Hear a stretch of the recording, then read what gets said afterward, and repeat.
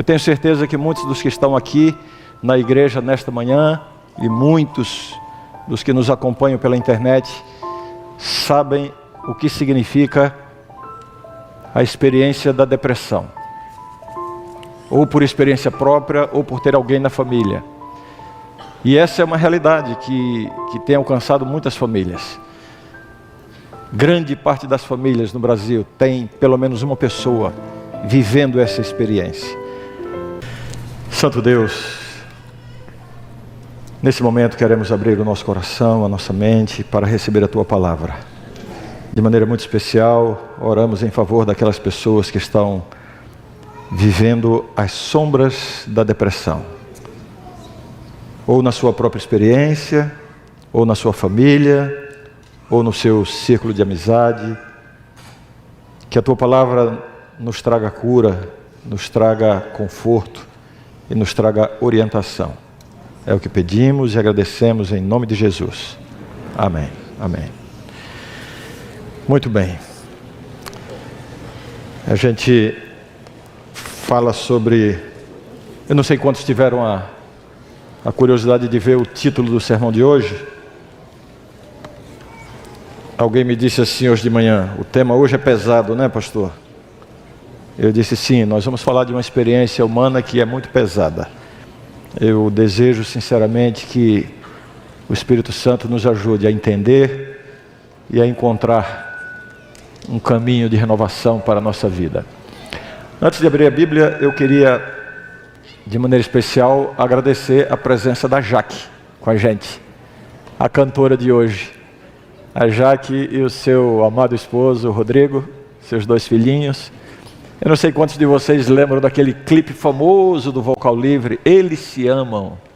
Alguém se lembra daquele clipe, não? Quanta gente aqui, né? Pois é, aquele casamento que estava sendo retratado ali no clipe era esse casal aqui. E eu não sei quantos perceberam, o pastor que faz o casamento lá no clipe sou eu. Aquele clipe me ajudou a ficar famoso. E aquele clipe, ele reproduziu algo que tinha acontecido uns 2 anos antes. Um casamento de verdade que eu tive o privilégio de fazer, desse querido casal, né? A Jaque e o Rodrigo cantam no Vocal Livre. E recentemente o Pedro Valença compôs uma música maravilhosa. E na semana passada eu ouvi a música pela primeira vez. E quando eu ouvi a música que retrata a experiência de alguém que está se levantando de um quadro de depressão. E aquela música falou tão profundamente a minha vida que eu decidi pregar sobre o assunto e imediatamente fiz o convite para a Jaque, que é quem canta a música na gravação, está aqui com a gente. E eles fizeram um esforço tremendo, vindo lá de Engenheiro Coelho, Arthur Nogueira, né? Engenheiro Coelho, estão aqui com a gente. Louvo a Deus por isso. E no final do meu sermão hoje, a gente vai ter a oportunidade de ouvir essa música pela Jaque. E eu oro a Deus para que o Espírito Santo toque em nosso coração e que a gente saia daqui hoje com uma nova motivação para a vida. Eu tenho certeza que muitos dos que estão aqui na igreja nesta manhã e muitos dos que nos acompanham pela internet sabem o que significa a experiência da depressão, ou por experiência própria, ou por ter alguém na família. E essa é uma realidade que tem alcançado muitas famílias. Grande parte das famílias no Brasil tem pelo menos uma pessoa vivendo essa experiência. A depressão é uma doença terrível que acomete atualmente, segundo informações da Organização Mundial de Saúde, acomete atualmente mais de 300 milhões de pessoas. A depressão no mundo é a principal causa de incapacidade. É a depressão. Um dado curioso é que nos países mais ricos, apenas 1/3 das pessoas com depressão recebe cuidados formais. Ou seja, a grande maioria das pessoas, na verdade, lidam com a depressão sem um tratamento adequado, sem um acompanhamento profissional. E isso é muito grave. E essa é a realidade dos países mais ricos. Imagina nos países mais pobres. O Brasil é o país com a maior prevalência de depressão da América Latina. Estima-se que, segundo a Organização Mundial de Saúde, estima-se que 18,6 milhões de pessoas no Brasil atualmente sofrem com a depressão. Até pouco tempo atrás se dizia que a depressão é o mal do século. Esse conceito tem mudado um pouco. Alguns têm dito agora que a ansiedade é o mal do século, até porque a ansiedade é uma precursora da depressão. No entanto, a depressão não é um problema novo. E se a gente vai à Bíblia, nós encontramos diversos indícios e experiências de pessoas, de personagens bíblicos, que certamente vivenciaram momentos de profunda depressão. Posso mencionar aqui o rei Davi. Em vários salmos, Davi expressa uma profunda tristeza, uma desolação, e às vezes até mesmo desespero. Especialmente Salmo 38 e Salmo 42. Cito aqui duas passagens de Davi. Salmo 38, verso 6, ele diz: sinto-me encurvado e sobremodo abatido, ando de luto o dia todo. Não parece o sentimento de alguém que está com depressão? Salmo 42, 5, o salmista diz: por que estás abatida, ó minha alma? Por que te perturbas dentro de mim? Espera em Deus, pois ainda o louvarei, a Ele meu auxílio e Deus meu. Você vê que é um grito de angústia, um grito de um sofrimento interno, profundo, que reflete um sentimento ou uma experiência de depressão. Nós vemos essa experiência também sendo vivida por Jó, aquele que passou por tanto sofrimento. Em dado momento, Jó disse assim: pereça o dia em que nasci e a noite em que se disse, foi concebido um homem. Jó 3, verso 3. Ou seja, ele desejou o fim da existência. É um pensamento muito comum a uma pessoa que está passando por depressão. Podemos mencionar ainda o profeta Jeremias, o famoso profeta chorão, que também passou por momentos de tristeza profunda. O próprio Jonas, não é? Depois que ele pregou em Nínive e ficou frustrado porque as pessoas aceitaram a pregação, e a história nos conta que Jonas desejou a morte também, sentimento de insuficiência, um sentimento de tristeza muito profundo. Eu acho que a gente pode incluir entre esses também o próprio Judas Iscariotes, né? Que chegou a um tal estado de desespero, de remorso, que deu fim à própria vida. E dentre todos esses, há um personagem que talvez seja aquele cuja história nos apresenta mais claramente o que é a experiência da depressão. Eu me refiro ao profeta Elias, e é sobre ele que eu quero falar um pouquinho agora. E à medida que eu fale sobre a experiência de Elias, eu quero convidar você a ver se você se identifica com essa experiência, especialmente você que está vivendo um momento de tristeza profunda, ou quem sabe já foi diagnosticado com um quadro de depressão. Vamos ver como Elias, de alguma forma, representa essa experiência que tantos de nós vivemos em nossa vida. Abra sua Bíblia no primeiro livro dos Reis, capítulo 19. Primeiro livro dos Reis, capítulo 19. Antigo Testamento, depois do Pentateuco, aí você tem Juízes, Samuel, e então você vem ao livro dos Reis, primeiro livro dos Reis, capítulo 19. Todo mundo achou? Quem achou, diga amém. Amém. O que acontece aí, que nós vamos ler agora, ocorre imediatamente depois daquela tremenda experiência de Elias no Monte Carmelo, quando ele enfrentou os 450 profetas de Baal, aquele confronto tremendo que durou um dia inteiro, um desgaste físico, emocional e espiritual indescritível. Depois daquela passagem que é contada no capítulo 18, chegamos então ao capítulo 19. E eu convido você que acompanhe a leitura de maneira atenta, buscando encontrar aí as informações que de alguma forma nos fazem relacionar a experiência de Elias com um quadro de depressão. Vamos encontrar características desse quadro na experiência de Elias. Antes de começar, eu quero deixar claro aqui que a minha abordagem aqui não é a abordagem de um profissional da saúde, não é uma abordagem psicológica, não é uma abordagem médica, absolutamente. Apenas buscando na Bíblia algo que possa nos ajudar hoje, e evidentemente a partir do conhecimento que a psicologia e a medicina nos apresentam a respeito da depressão. Vamos ler o texto então? Vamos ler o texto? 1 Reis, capítulo 19, a partir do verso 1, diz assim: Acabe fez saber a Jezabel. Quem era Acabe? O rei de Israel. E quem era Jezabel? A rainha cruel, a rainha terrível. Não era a rainha Cruella, não, a Malvina Cruella, não.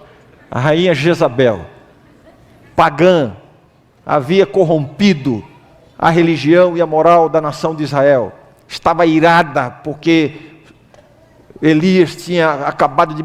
Aliás, recebeu a informação de que Elias tinha acabado de matar os 450 profetas de Baal. É nesse contexto que acontece isso aí, né? Acabe fez saber a Jezabel tudo quanto Elias havia feito e como matara todos os profetas à espada. Então Jezabel mandou um mensageiro a Elias a dizer-lhe: façam-me os deuses como lhes aprouver, se amanhã, a estas horas, não fizer eu a tua vida como fizeste a cada um deles. Verso 3: Temendo, pois, Elias levantou-se e para salvar sua vida se foi, e chegou a Berseba, que pertence a Judá, e ali deixou o seu moço. Ele mesmo, porém, se foi ao deserto, o caminho de um dia, e veio e se assentou debaixo de um zimbro, e pediu para si a morte, e disse: basta, toma agora, ó Senhor, a minha alma, pois não sou melhor do que meus pais. Deitou-se e dormiu debaixo do zimbro. Eis que um anjo o tocou e lhe disse: levanta-te e come. Olhou ele e viu junto à cabeceira um pão cozido sobre pedras em brasa e uma botija de água. Comeu, bebeu e tornou a dormir.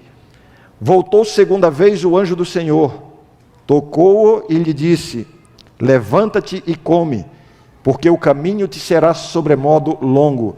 Levantou-se, pois, comeu e bebeu, e com a força daquela comida, caminhou 40 dias e 40 noites até Horebe, o monte de Deus. Ali entrou numa caverna, onde passou a noite, e eis que lhe veio a palavra do Senhor e lhe disse: que fazes aqui, Elias? Ele respondeu: tenho sido zeloso pelo Senhor, Deus dos exércitos, porque os filhos de Israel deixaram a tua aliança, derribaram os teus altares e mataram os teus profetas à espada, e eu fiquei só, e procuram tirar minha vida.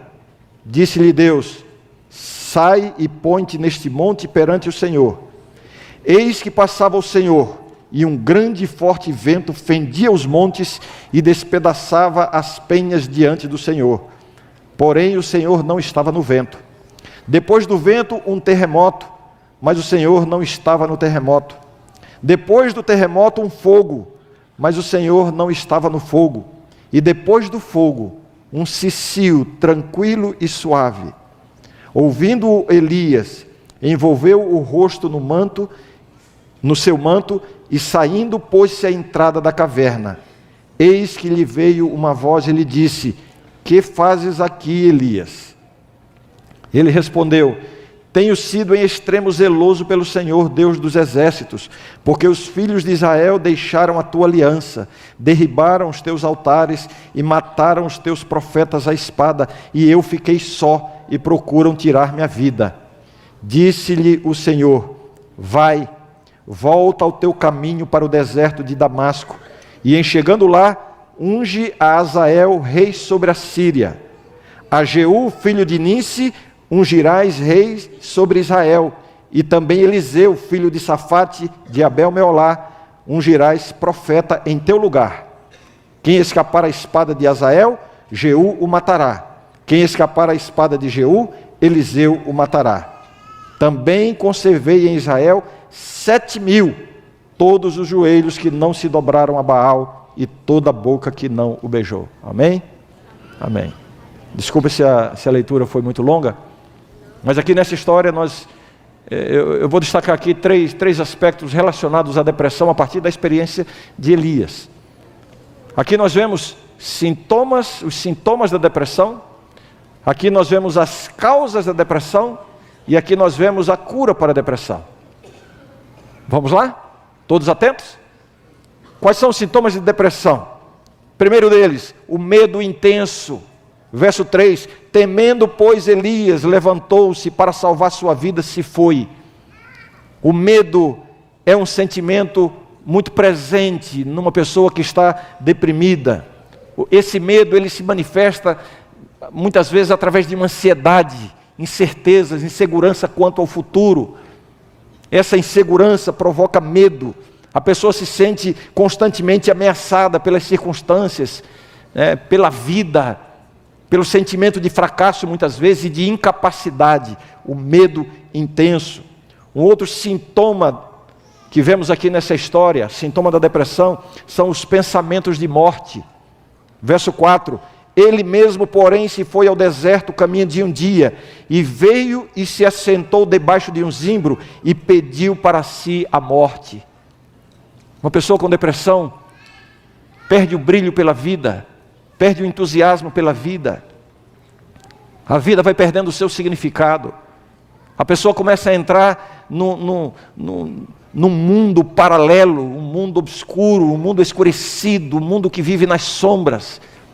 Como eu disse, a vida vai perdendo o brilho, e aí muitas vezes vem o desejo da morte, e frequentemente pensamentos suicidas. O sofrimento é tão grande que a pessoa perde o sentido da vida, e muitas são levadas a pensar, a planejar e até a atentar contra a própria vida. Essa pessoa, ela não quer finalizar, ela não quer pôr fim à sua vida. Na verdade, ela quer pôr fim ao seu sofrimento, à sua dor. Existem estudos, pesquisas que mostram que muitas pessoas que se sobreviveram a tentativas de suicídio, que relatam que logo após dispararem o gatilho daquilo que seria a causa da morte, seja tomar um medicamento de forma exagerada, seja pular de um lugar alto, seja fazer qualquer coisa, existem relatos de pessoas que, ao desencadearem o processo, são tomadas de um profundo sentimento de arrependimento e lamento por não poderem voltar atrás, e alguns desses que sobrevivem relatam isso. Essa é uma evidência clara de que uma pessoa que está com depressão, ela perde o sentido da vida, mas por causa da dor emocional. Ela não quer pôr fim à sua vida, ela quer pôr fim ao sofrimento. Um outro sintoma da depressão vista aqui na experiência de Elias, a exaustão física e emocional. Elias estava cansado.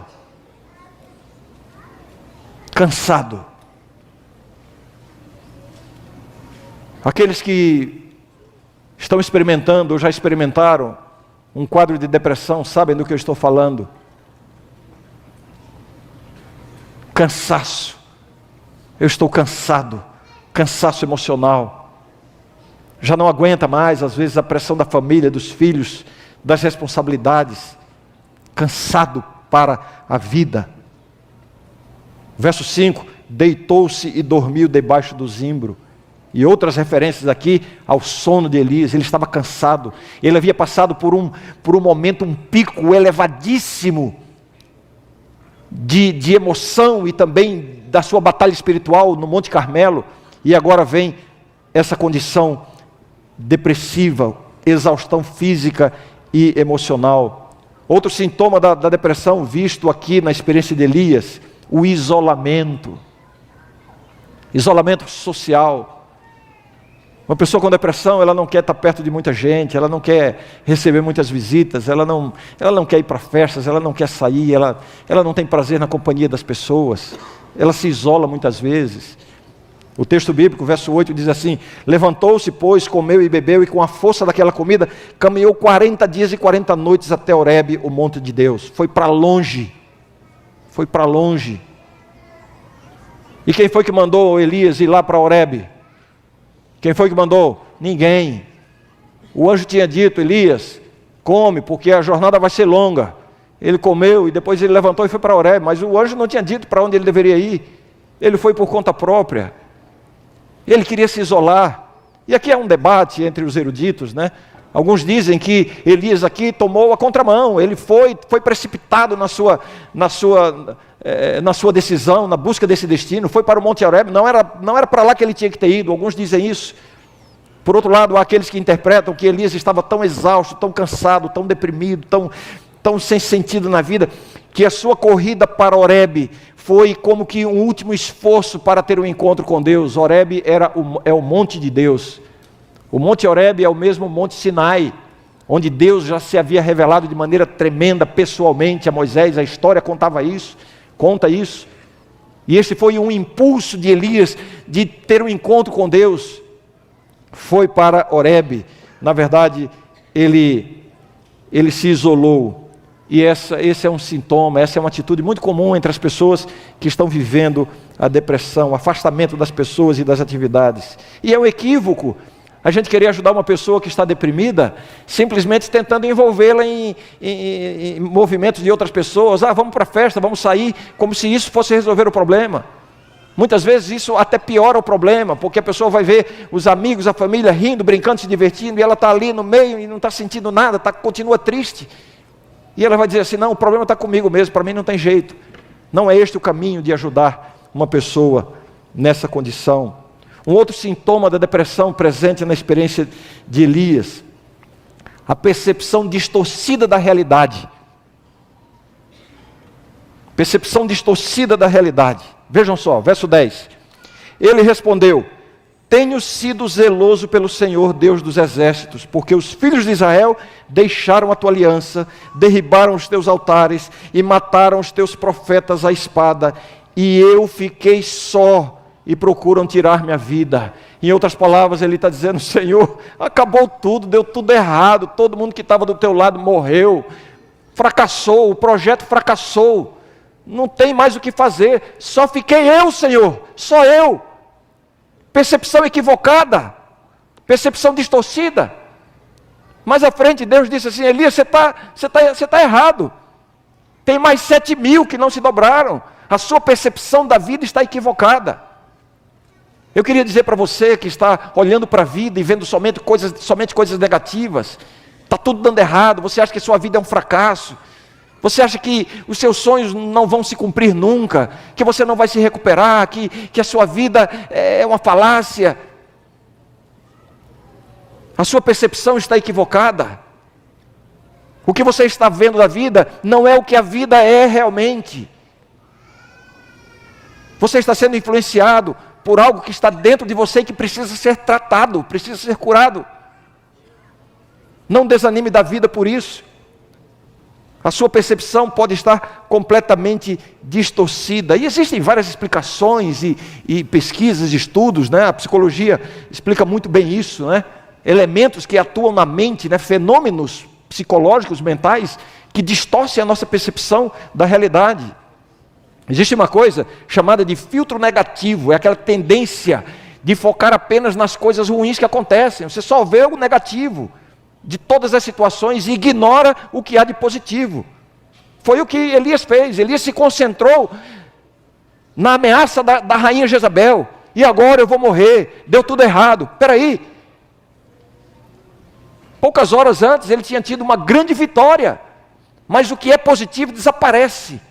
A pessoa que, quando está com depressão, ela esquece das coisas boas, das grandes vitórias, das conquistas, das suas qualidades, das suas virtudes, dos seus talentos, da sua capacidade. Ela olha a vida com um filtro negativo. Outro fenômeno que acontece na mente, né, é aquele pensamento tudo ou nada. A pessoa quando está enferma mentalmente, nesse aspecto, com depressão, ou com algum quadro que provoca um distúrbio emocional, o pensamento da pessoa fica assim, é tudo ou nada, ou é bom ou é mal, ou é sucesso ou é fracasso, não tem meio termo. E isso é ruim. Elias teve isso, né? Ah, deu tudo errado, só fiquei eu. Ei, peraí, tem um meio termo aí. Coisa não está tão ruim como você está pensando. E agora eu já não estou falando de Elias, estou falando para você. Ei, as coisas não estão tão ruins como você está pensando, ou como você está sentindo. A sua percepção da realidade pode estar sendo distorcida, porque você precisa cuidar da sua saúde. Talvez seja só isso. O problema maior, muito provavelmente, não está fora de você, está dentro de você. E você precisa se conscientizar disso para encontrar ajuda. Um outro fenômeno que contribui para essa percepção equivocada, essa percepção distorcida da vida, é o que a psicologia chama de sobregeneralização ou supergeneralização. Generalizar tudo, né? A pessoa toma um evento negativo e transforma esse evento negativo num padrão para o seu futuro. Você não conseguiu resolver um problema que apareceu. Aí pronto, esse é o padrão. Você vai dizer assim, eu não consegui resolver esse problema. O pensamento que vem é assim, eu não sou capaz de resolver problemas. Sobregeneraliza. Sempre com aquela coisa de o tudo ou nada, né? Outra coisa que também distorce a nossa realidade é a desqualificação do positivo, rejeição e desprezo pelas coisas positivas da vida. Você acha que fracassou, que está tudo errado, que você não tem mais jeito, você não encontra mais motivo para viver, e você não consegue se lembrar de nada de bom que há em você. Você é muito maior e muito melhor do que o que você está pensando. Eu ouvi um amém aqui. 2, 3, eu vou repetir.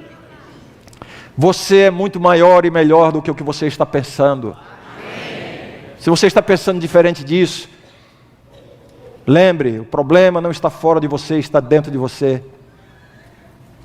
Você precisa de ajuda. Entenda isso. Outro sintoma da depressão, visto aqui na experiência de Elias, é a perda de propósito. Está mais ou menos dentro do que eu já falei, né? A pessoa com depressão, ela perde o propósito, a vida perde o sentido, né? Quando ele diz, né, eu fiquei só, procuro tirar minha vida, não tem mais jeito, o projeto fracassou. Esses são os sintomas da depressão. Mas na experiência de Elias nós encontramos também algumas causas da depressão. O que provocou esses sintomas de depressão na experiência de Elias? E eu listo aqui algumas causas da depressão. A primeira delas, a mais evidente, a exaustão física e emocional. O desgaste no Monte Carmelo. Você se lembra da história? Estava Elias sozinho, confrontando 450 profetas pagãos. O povo todo olhando. Elias seria trucidado, seria retalhado ali se ele perdesse o confronto. Ele então levanta um altar, coloca lenha sobre o altar, e aí, 2 altares, aliás, né? São levantados 2 altares. Em cada altar é colocado um animal para o sacrifício, e ele dá então a oportunidade para os profetas de Baal clamarem para que Baal fizesse descer fogo e queimasse a oferta. E depois ele faria o mesmo. E o desafio era, o Deus que responder, esse é o verdadeiro Deus. E os profetas de Baal ficaram o dia inteiro, todo aquele ritual, se retalhando, gritando, clamando, entrando em êxtase, e nada. E nada. Finalmente, imagina só a pressão emocional, a pressão, né, o desgaste físico o dia inteiro nessa batalha. E aqui eu quero dizer uma coisa para você, olha. Excesso de trabalho é uma das principais causas das doenças emocionais que nós enfrentamos, dentre elas a depressão. Tem gente que quer construir a vida trabalhando demais, fazendo demais, ocupado demais, não para, você tem os seus sonhos, os seus projetos, seus objetivos na vida, e você está perseguindo isso, você está indo e você trabalha. Ei, onde é que você pensa que vai chegar? Alguns, ao longo da vida, constroem um contexto maravilhoso para a vida, mas perdem a saúde. E aí tudo perde o sentido. A Bíblia diz assim, Jesus disse, né? Não estejais ansiosos pela vossa vida, quanto ao que haveis de comer, nem pelo corpo, quanto ao que haveis de vestir. A vida é mais do que o alimento, e o corpo mais do que o vestuário. A vida é mais do que isso que você está buscando com tanto afinco. Cuidado com esses excessos. Outra causa da depressão de Elias é o que a psicologia chama de o paradoxo do sucesso. Há um autor que chama de depressão pós-êxito. O que é o paradoxo do sucesso? Logo após a sua maior vitória espiritual, Elias afunda no desânimo e na falta de fé. Parece uma contradição, um paradoxo, não é isso? Mas a mente humana funciona assim. É muito comum, depois de grandes conquistas, grandes êxitos, o indivíduo entrar numa fase de profundo desânimo e depressão. Esse conceito acaba desafiando a noção intuitiva que nós temos de que o sucesso traz felicidade e alegria e contentamento. A vida real mostra que não é assim. Há pessoas que buscam o sucesso, lutam para alcançar grandes coisas, e quando alcançam, apenas descobrem que a felicidade não vem como resultado disso. E é comum, depois de uma experiência de êxtase, de grande euforia, vir uma fase de depressão. Isso aconteceu com Elias. Com Elias. E é um paradoxo. Por que paradoxo? Porque se ele tinha obtido aquela vitória sobre os 450 profetas de Baal, uma coisa tremenda, Deus fez cair fogo do céu. A Bíblia diz que o fogo queimou a oferta, a madeira, queimou as pedras, lambeu a água que havia em volta. Uma demonstração tremenda. O povo bradou, só o Senhor é Deus, conquista espiritual. Os profetas de Baal foram mortos. Então esse homem agora estava pronto para enfrentar qualquer outro desafio. Qualquer outro desafio seria coisa pouca para ele. Bastou a rainha mandar um recado para ele ameaçando, que ele já entrou em desespero, desânimo, falta de fé, correu, fugiu, quis morrer. Isso mostra que você não pode construir a sua felicidade, a sua realização, em cima das consecuções aqui nesse mundo, aqui nessa vida. A gente vê aí as celebridades, como é comum grandes celebridades que alcançam o sucesso, a fama, dinheiro, riqueza, reconhecimento, e são atormentadas pela depressão, pela ansiedade, porque não são essas coisas que trazem o preenchimento do vazio em nossa vida. Conflitos relacionais é uma outra causa de depressão também, e a gente vê isso, pelo menos indiretamente, na experiência de Elias, né? Não somente o seu conflito com as pessoas, contra os profetas de Baal, mas também a ameaça da rainha. E há algumas pessoas que são especialmente sensíveis a conflitos interpessoais. E de fato, como é incômodo quando você não está bem com alguém, quando tem alguém que está com raiva de você, que está brigado com você, que está fazendo mal para você, uma relação que se quebrou, né? Um relacionamento difícil no seu ambiente de trabalho, né? Aquele colega que você não entende, aquele chefe, aquele subalterno, aquela situação que não se resolve nunca, aquela situação familiar. Os conflitos interpessoais são extremamente desgastantes para a nossa vida emocional. Por isso é tão importante você resolver os seus conflitos relacionais. Por isso que a Bíblia insiste tanto, né? O teu irmão tem alguma coisa contra ti, vai ter com ele. Ah, mas eu não fiz nada para ele. Não, a Bíblia está dizendo, se é ele que tem contra você, vá resolver. Não é só uma questão de ser um bom cristão, de ser humildezinho e ir lá. Não é isso. É uma questão de eliminar uma fonte de sofrimento, de desgaste emocional. É por isso que a Bíblia diz: perdoe o seu inimigo. Ah, mas como é que eu vou perdoar? Ele não merece. Ele pode não merecer, mas você merece. Não é para resolver o problema dele. Talvez ele não mereça mesmo. Mas você merece viver em paz com as pessoas. O apóstolo Paulo diz: o quanto estiver ao vosso alcance, vivei em paz com todos os homens. Faz bem para a saúde isso. Resolva. Aquela intriga passada, aquele desentendimento, aquele parente longe. E aí você, quando se lembra, já desvia o pensamento para não sentir culpa, e vai levando. Ei, para com isso, resolva. E quando você resolve essas coisas, você pode estar abençoando uma pessoa que também pode estar sofrendo por causa disso. E mais do que isso, você vai estar trazendo uma bênção para você mesmo. Resolva.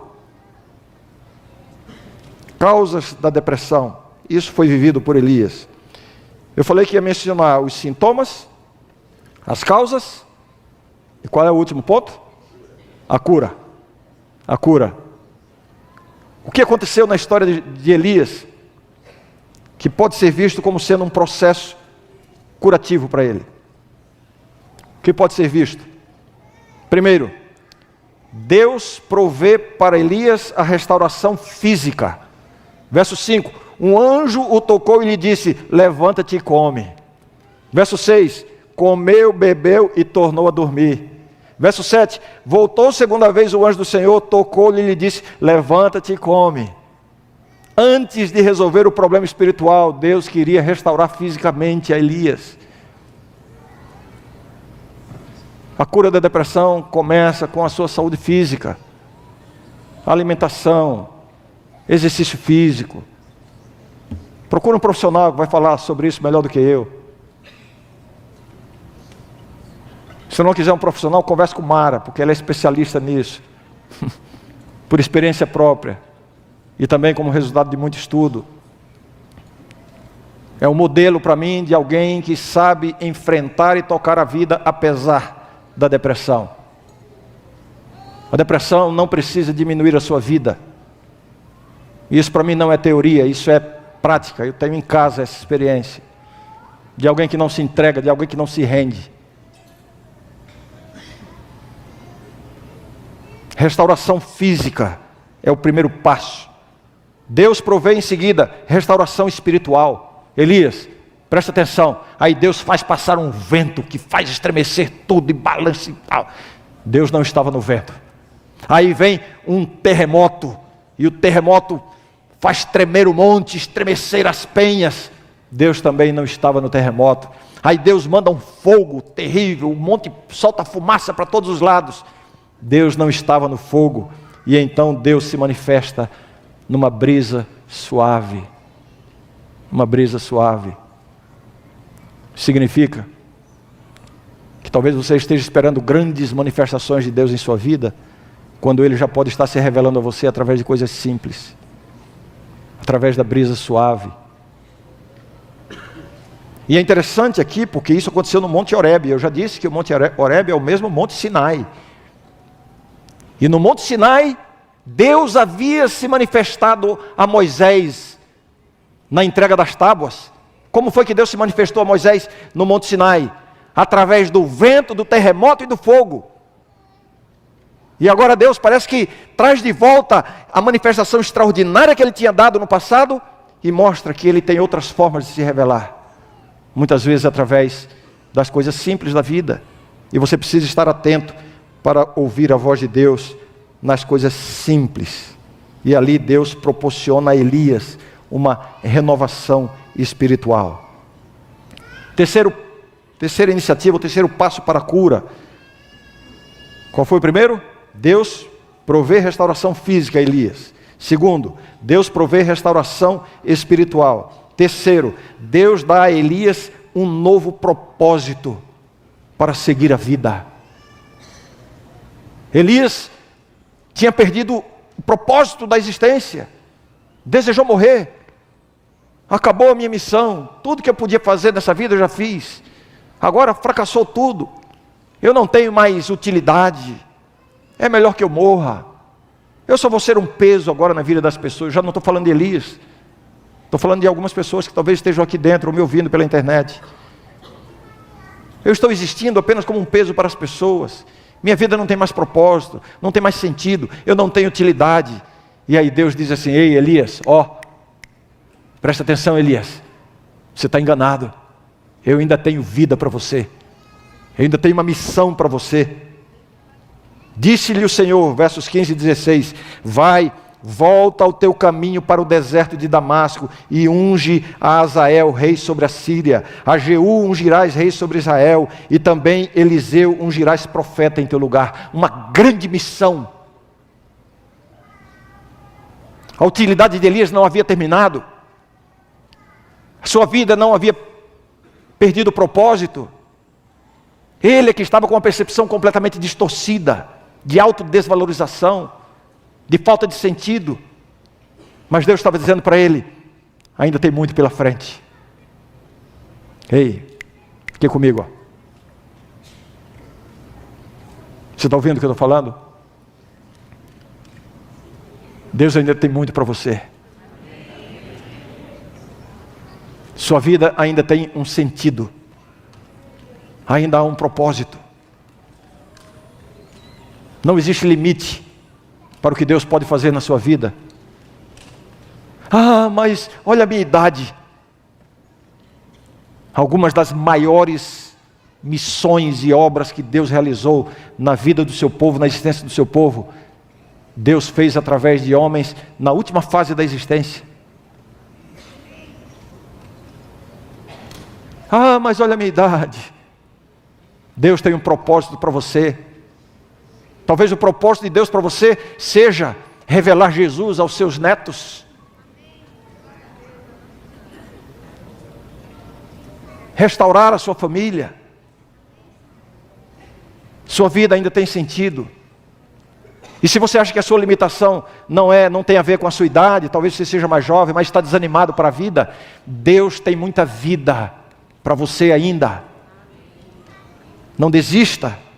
Deus dá a Elias um novo propósito para seguir em frente. Deus provê para Elias um relacionamento saudável.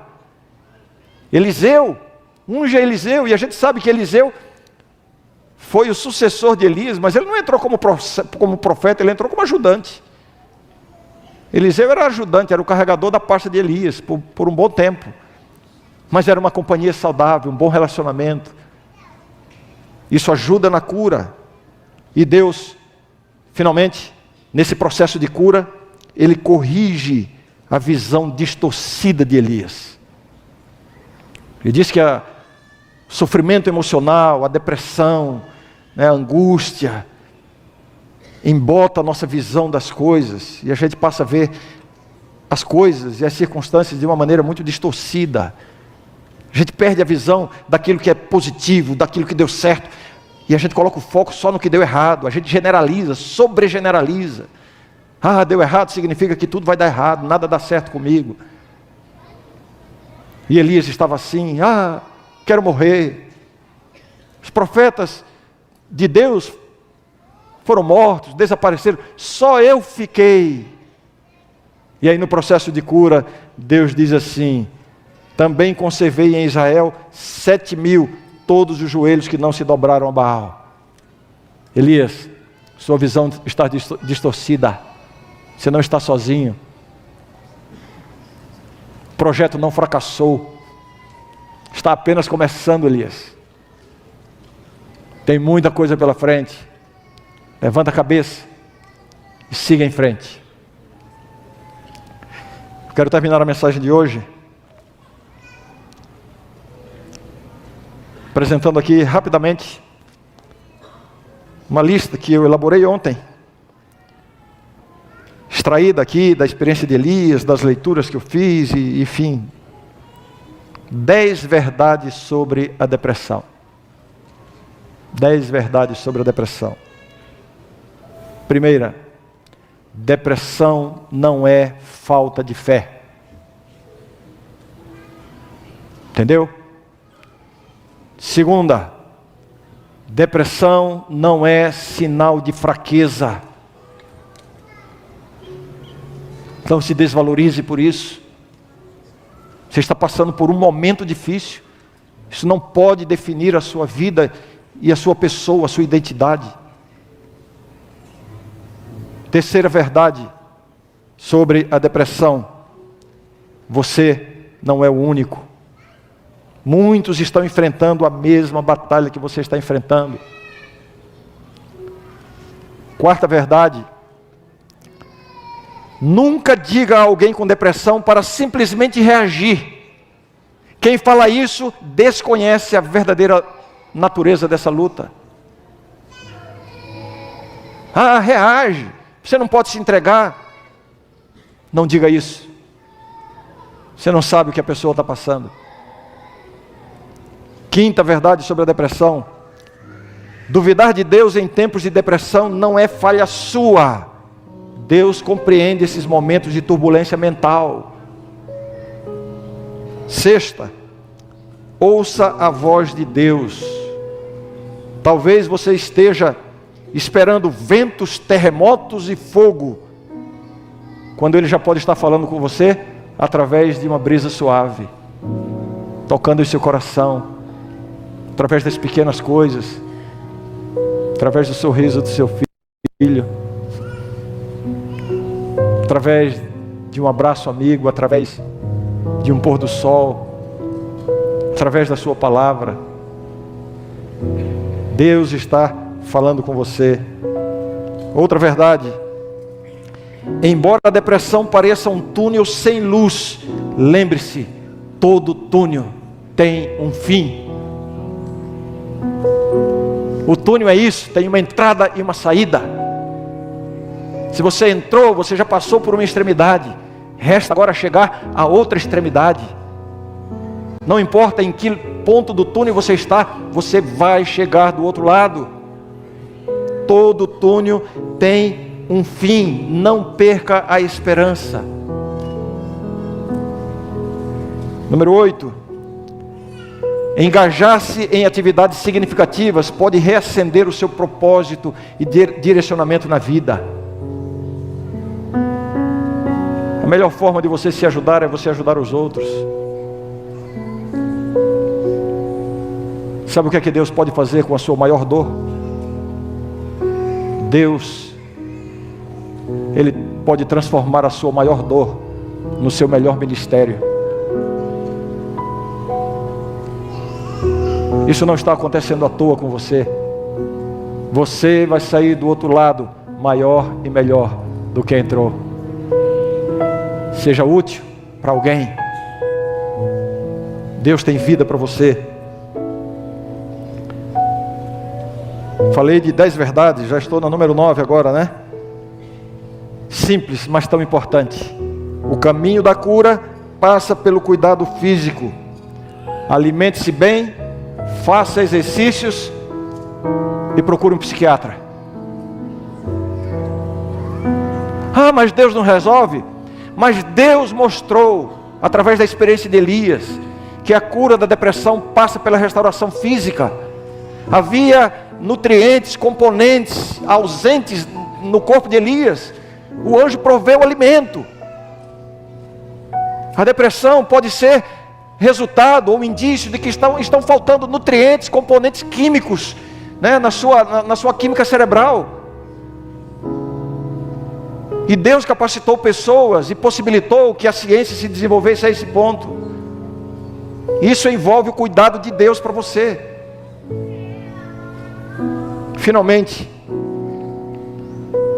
a compreensão e aceitação da depressão como uma condição médica legítima é o primeiro passo para desmistificar e tratar de forma eficaz. Bem, espero sinceramente que essa nossa reflexão de hoje tenha alcançado muitas pessoas. Aquelas que estão sofrendo com depressão, aquelas que têm alguém em casa com depressão e aquelas que querem ser instrumentos de Deus para abençoar outras pessoas que estão passando por isso. E agora eu vou terminar com uma oração. Vem aqui, Jaque. Essa canção que a Jaque vai cantar é uma composição extraordinária do Pedro Valença. Eu quero que você preste atenção à letra. Preste atenção à letra. E eu vou convidar algumas pessoas a saírem do seu lugar hoje aqui. Eu quero terminar o culto de hoje fazendo uma oração, em primeiro lugar, por aquelas pessoas que estão aqui e estão na batalha com a depressão. Eu sei que algumas pessoas ainda veem como um estigma, um tabu. Acham que é uma fraqueza, ninguém pode saber. Para com isso, você não está sozinho. Você não tem culpa disso. Isso não é falta de fé, nem é fraqueza. Você está dodói, você precisa de ajuda. Assuma que isso é uma condição médica legítima. Eu quero orar por você. Se você se identificou com esses sintomas aqui que foram apresentados, ou mesmo se você já tem um diagnóstico, quero convidar que você venha à frente durante a música. Não levante agora. Que você venha à frente para dizer assim: Senhor, eu quero mais para a minha vida. Eu quero chegar do outro lado do túnel. Eu quero reacender o propósito da minha existência. E eu quero convidar que você venha à frente. Depois que esses vierem à frente, eu quero convidar um outro grupo de pessoas. Você que tem alguém próximo que está sofrendo com a depressão, e você quer hoje orar por essa pessoa, pedir para que Deus alcance essa pessoa, para que a brisa suave do Espírito Santo alcance essa pessoa e proceda nessa pessoa um processo, ou inicie nessa pessoa, na vida dessa pessoa, um processo de cura. E você vem aqui para interceder por essas pessoas. Então, 2 momentos. A Jaque vai cantar. Os primeiros que virão à frente serão aqueles que estão com a batalha contra a depressão. E depois aqueles que querem interceder por alguém. E nós vamos terminar aqui, e eu tenho certeza que Deus vai realizar grandes coisas em nosso meio hoje.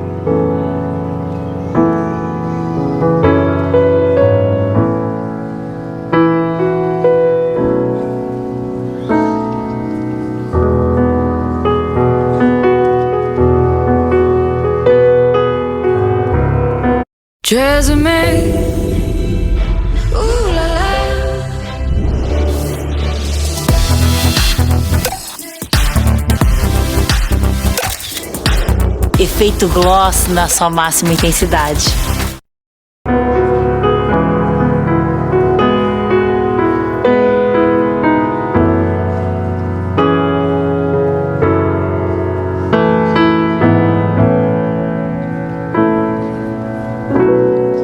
Eu já perdi batalhas,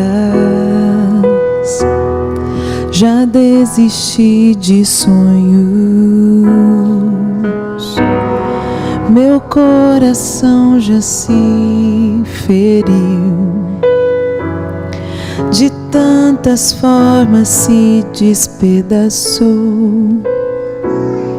Já me senti sozinho, perdi tantos amigos. Eu desejei não mais viver. Eu vi a luz do céu escurecer, mas eu vi sua mão. Eu senti seu poder me acolher desse chão e novamente me dar forças para firmar os meus pés. Seu constante amor é o que me faz poder ainda levantar e prosseguir. Por isso eu canto e Deus vai me curando das feridas, até o sofrimento Ele usa em meu favor. A dor produz em nós peso de glória.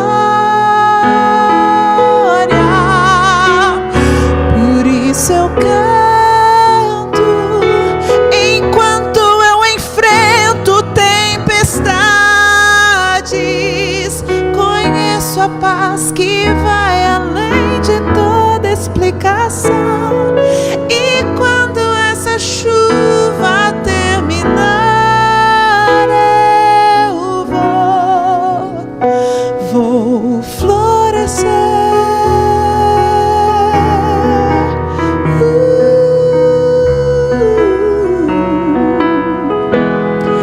Às vezes é difícil, eu sei, sentir que Ele está perto. E mesmo nossas orações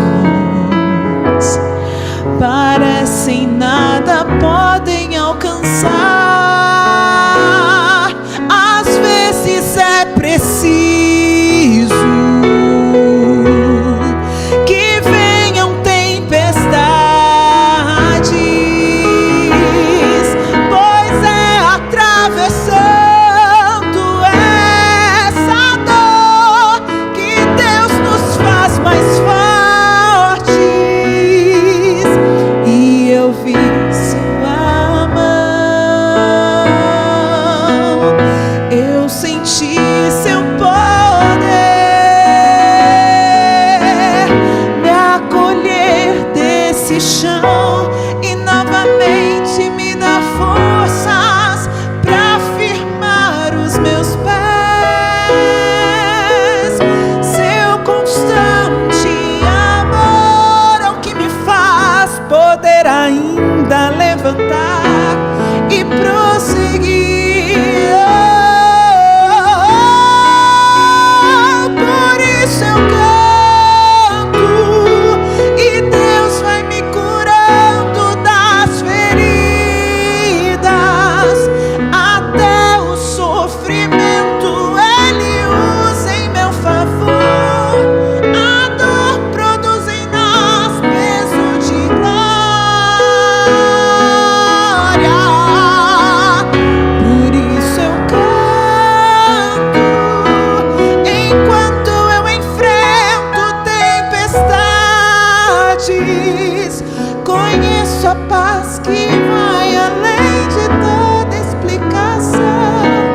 E quando essa chuva terminar, eu vou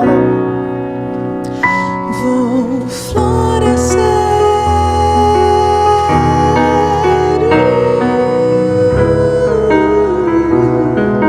E quando essa chuva terminar,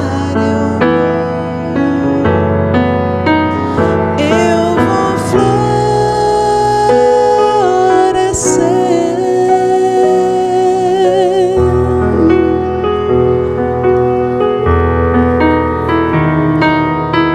Você ouviu o que diz a música, não?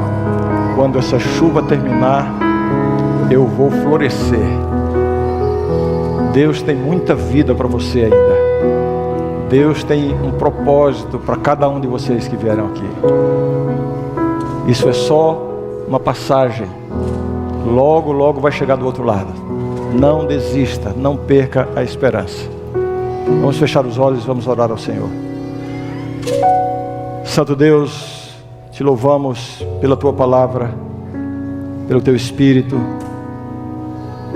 pelo Teu amor, pela Tua misericórdia para conosco. Queremos entregar essas pessoas agora, Senhor, em Tuas mãos. Essas pessoas que estão lutando, talvez já com uma percepção equivocada, distorcida da vida. Pessoas que estão afundadas na tristeza, na desesperança, no isolamento, mas estão aqui, Senhor. Estão aqui como um impulso de Te buscar, de reconhecer que existe uma fonte de vida em Jesus Cristo. Abençoa, Senhor, essa luta, essa batalha, para que a vitória seja alcançada.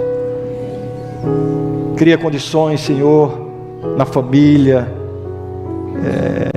entre os amigos, no contexto em que cada uma dessas pessoas vive, para que busquem ajuda, para que consigam tratamento, e não percam a esperança da existência. Alcança cada um com a tua graça, com o teu amor e o teu poder. É o que pedimos e agradecemos em nome de Jesus. Amém, Senhor. Amém. Amém. Amém.